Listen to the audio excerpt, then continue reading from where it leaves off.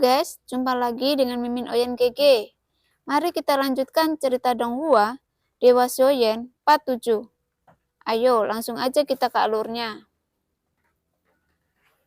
Saat tali merah menggeliat seperti ular dan bergoyang dari sisi ke sisi, tampaknya sepertinya ragu-ragu. Binatang, aku akan membiarkanmu mengingatnya. Lo Sheng sangat marah dan bahkan memarahi Xiaoyan dengan marah.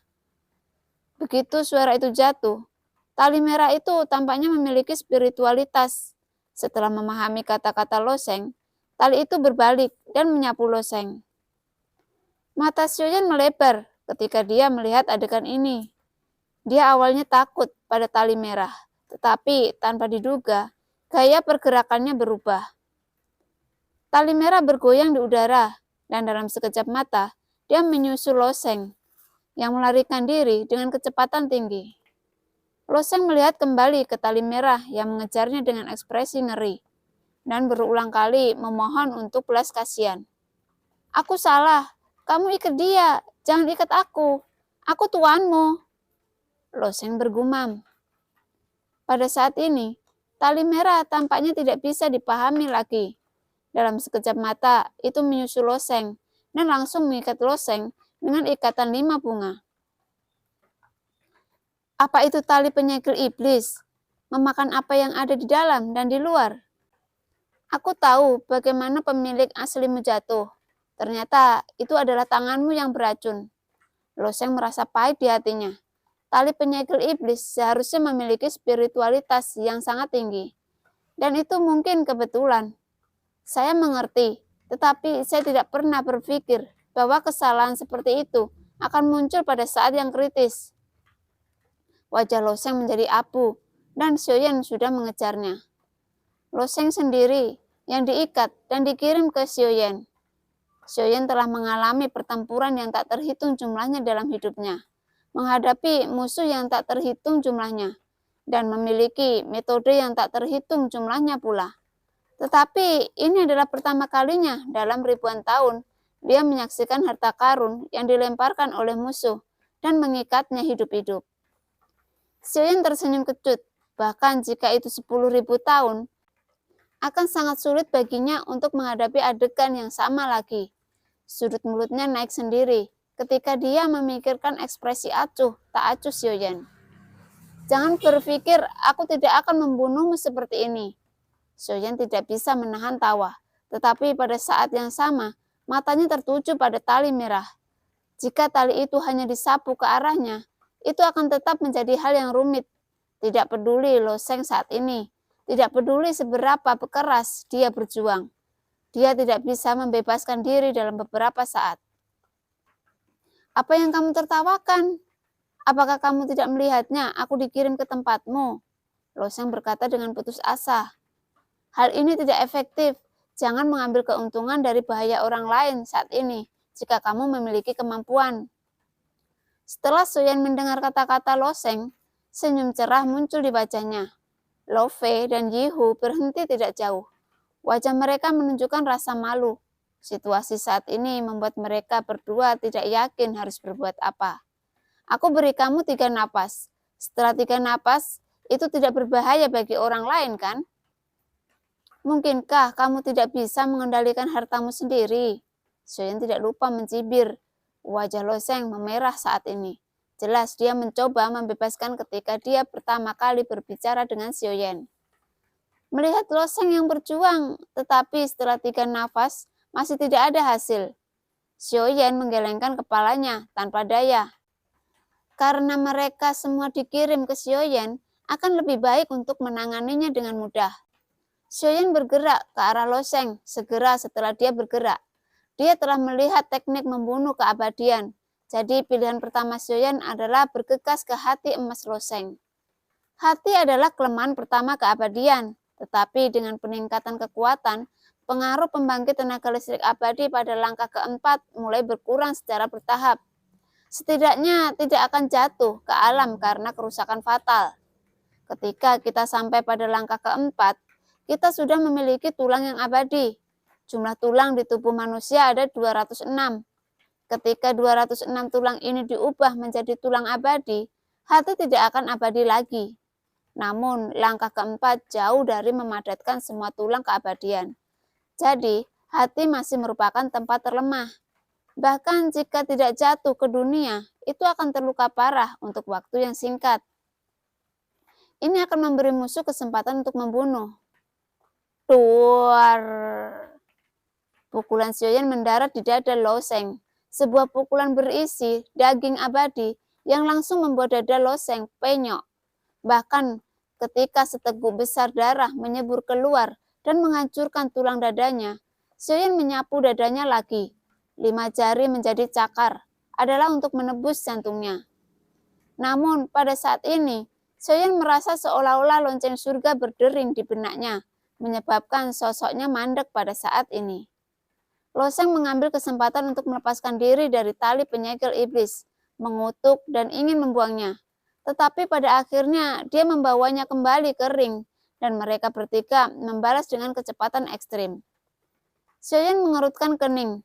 Jika mereka bertiga pergi saat ini, akan sulit untuk menemukan mereka lagi.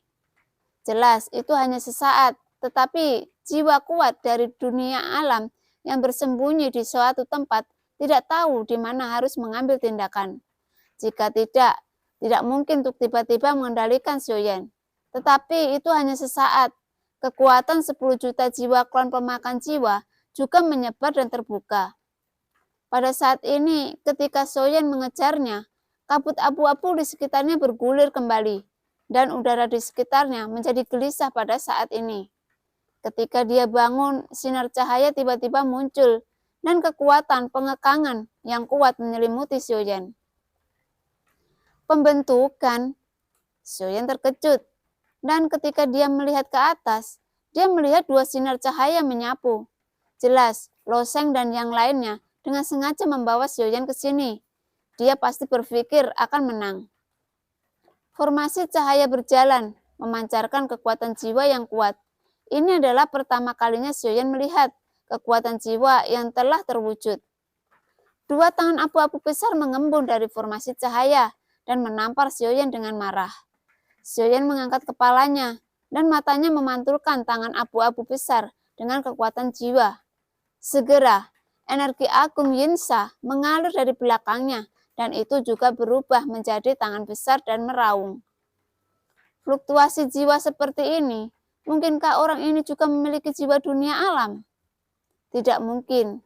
Jika dia berada di jiwa dunia alam, aku akan menunggunya mati. Tunggu. Tidak, kami semua sudah mati dan dia bisa membunuhku sejak lama. Mungkinkah dia sengaja melepaskan air? Dan tujuan sebenarnya adalah untuk mengeluarkan kakak Keking. Pada saat ini, Lo Sheng dan 3 orang yang menembak mundur tiba-tiba mengecilkan pupil mereka ketika mereka melihat pemandangan ini. Saya melihat tangan abu-abu besar yang sama bersiul di udara dan kemudian membanting bersama-sama dengan blak-blakan. Duar. Kekuatan klon pelahap jiwa yang dibentuk oleh ribuan jiwa sebenarnya adalah kekuatan jiwa yang ada di situasi lain dan kekuatannya juga sama ganasnya, ribuan jiwa. Setiap penggunaan adalah konsumsi dan cara untuk menebus kekuatan klon pelahap jiwa adalah dengan terus mengumpulkan jiwa. Jadi jika tidak perlu, Xiaoyan tidak pernah menggunakan kekuatan klon pelahap jiwa dengan mudah. Pada saat keduanya bertabrakan, tangan besar itu menghilang dan dimusnahkan. Pada saat ini, mata Xiaoyan dipindahkan ke arah kabut abu-abu. Ada sosok yang mengambang di sana selama beberapa waktu dan tatapannya menatap Xiaoyan dengan acuh tak acuh. Menarik. Kekuatan klon pelahap jiwa. Saya pikir Anda juga memiliki kekuatan jiwa yang kuat. Tetapi saya tidak pernah berpikir bahwa Anda akan mendapatkan kekuatan dengan cara kultivasi yang menyimpang seperti itu. Suara pria di ujung keluar perlahan. Terbungkus kekuatan jiwa, seolah-olah suara itu bisa langsung menembus tubuh dan mencapai kedalaman jiwa, dan penuh kejutan. Kamu akhirnya muncul. Xiaoyan melihat ke atas dan mendarat di orang ini. Dia juga bergumam. Jika Loseng dan Xiaoyan ingin membunuh mereka pada awalnya, mereka pasti sudah lama terbunuh. Namun, jika Xiaoyan telah membunuh mereka secara langsung pada saat itu, maka saya khawatir bahwa pembangkit tenaga listrik di dunia nyata yang tersembunyi di balik kabut abu-abu mungkin tidak akan muncul. Jadi, Xiaoyan sengaja memancingnya agar muncul untuk bertarung dengan mereka, dan itu sulit untuk dipecahkan mereka. Setelah banyak pertarungan, pria itu akhirnya muncul. Memang ada banyak cara. Anda memiliki tubuh yang kuat, dan Anda dapat menggunakan kekuatan klon pelahap jiwa dari jiwa Anda. Tetapi untuk memiliki kekuatan klon pelahap jiwa yang begitu agung, saya khawatir Anda memiliki setidaknya puluhan juta jiwa, kan? Berbicara tentang ribuan jiwa mengingatkan saya pada satu orang. Sejauh yang saya tahu, dia adalah orang pertama yang sebenarnya dalam hal ini. Pria itu berkata perlahan, seolah dia tidak berniat untuk terburu-buru. Kaisar pemakan jiwa. Xiaoyan mengangkat alisnya sedikit. Kalian sebenarnya sudah saling kenal. Pria itu sedikit terkejut. Taktikmu sangat mirip dengannya, tapi dia jauh lebih kuat darimu. Begitukah? Kalau begitu, jika ada kesempatan, kamu bisa meminta saran. Xiaoyan tersenyum kecil saat mendengar kata-kata itu tanpa membantah. Aku khawatir kamu tidak memiliki kesempatan ini. Pria itu memandang Xiaoyan dan berkata dengan dingin. Mendengar ini, Xiaoyan tidak membantah, tetapi hanya mencibir dan menatap pria itu dengan ekspresi bahagia dan tak kenal takut. Jika itu masalahnya, maka mari kita lakukan secara langsung. Tidak terserah Anda untuk memutuskan apakah Anda memiliki kesempatan atau tidak. Mungkin Anda masih memiliki kesempatan untuk meminta nasihatnya, dan beberapa saat, Xiaoyan berkata perlahan. Wajah pria itu segera tenggelam, cahaya melintas di tangannya, dan manik-manik spiritual yang penuh dengan pola misterius muncul, dan kekuatan jiwa yang agung langsung mengalir ke dalamnya, dan cahaya yang menyilaukan segera menyelimuti seluruh sekitarnya. Sinar cahaya mekar, dan itu langsung berubah menjadi pengekangan formasi yang sangat kuat. Kekuatan jiwa yang sangat kuat dalam formasi itu dipadatkan dengan panik. Dan kemudian kekuatan jiwa yang kental berubah menjadi platform emas untuk menekan Xiaoyan. Kekuatan jiwa yang berasal dari formasi besar adalah sesuatu yang belum pernah dilihat Xiaoyan sebelumnya. Kekuatan jiwa semacam ini benar-benar di luar jangkauan dan imajinasi wilayahnya. Itu juga terasa dibayangi. Segera, Xiaoyan mengeluarkan mata anjing itu dari lengan bajunya, dan yang terakhir membuka matanya lebar-lebar dan tampak ketakutan. Orang yang membunuh 1000 pisau benar-benar kamu. Kamu tidak memiliki rasa hormat yang paling mendasar untuk menjadi manusia. Aku tidak akan membantumu dengan apapun kali ini. Goyan segera memarahi di dalam menara. Biarkan aku keluar. Bukannya aku memaafkanmu, itu karena aku ingin menerobos. Segera lepaskan aku. Tuan anjing, aku hanya perlu 3 napas untuk mematahkan formasi ini. Formasi ini benar-benar ganas, tetapi dia segera mengenalinya. Mata anjing itu muncul lagi. Melihat bahwa jiwa alam menyelimuti Xiaoyan, dan melihat Xiaoyan yang tidak mengambil kesempatan untuk melawan, pria itu sedikit mengernyit, mengungkapkan kebingungan. Saat berikutnya, cahaya biru meledak dari mata besar anjing itu, dan platform emas yang menderu ke arah Xiaoyan runtuh dengan kecepatan menghancurkan. Pupil pria itu tiba-tiba menyusut setelah melihat ini. Tapi segera kekuatan jiwa yang kuat melonjak liar, dan platform emas yang merusak bersatu kembali. Itu bahkan lebih besar dan lebih kuat dari sebelumnya. Jelas dia tidak berharap Xiaoyan memiliki sarana untuk memecahkan informasi. Aku masih berani bersaing dengan tuan anjing. Itu hanya dunia ilusi belaka. Tapi itu saja, aku akan menghancurkannya untuk tuan anjing. Platform emas cerah, tetapi cahaya biru di mata anjing itu juga mekar. Platform emas kental tidak runtuh kali ini, tetapi meledak secara langsung. Seluruh larangan formasi runtuh dalam cahaya biru mata anjing. Seperti yang dikatakan, 3 nafas dapat mematahkan formasi. Pada titik ini, mata anjing tidak membual. Bunuh 1000 pisau, cepat! Puji anjing itu bahwa aku luar biasa. Tentu saja, Xiaoyan mengabaikan Goyan. Pada akhirnya, Goyan hanya bisa menatap Xiaoyan dengan marah. Tapi tidak ada yang bisa dia lakukan terhadap Xiaoyan. Tapi sebenarnya bukan karena Xiaoyan mengabaikan Goyan, tapi dia sudah memahami psikologi Goyan. Dan Xiaoyan benar-benar keras kepala. Pria itu menatap Xiaoyan dengan mata dingin seperti kalajengking beracun. Dia tidak berharap formasi itu rusak, tetapi dia tampaknya tidak berencana untuk pergi. Dan matanya sekarang lebih kejam untuk membunuh. Ini menarik. Benda kecilmu memiliki efek seperti itu, dan aku tidak terlalu tertarik padamu pada awalnya. Jika kamu memberiku benda itu, aku bisa melepaskanmu hari ini. Pria itu mencibir. Dia berkata perlahan. Xiaoyan menggelengkan kepalanya tanpa daya ketika dia mendengar kata-kata itu. Bahkan dia tidak memiliki kepercayaan diri ini. Namun Xiaoyan benar-benar menatap mata anjing itu dan bercanda. Apa? Apakah kamu ingin mengubah pemiliknya? Goyan menatap pria itu dengan jijik di matanya. Tuan anjing, saya secara alami ingin mengganti pemiliknya, tetapi hal semacam ini tidak layak bagi Anda.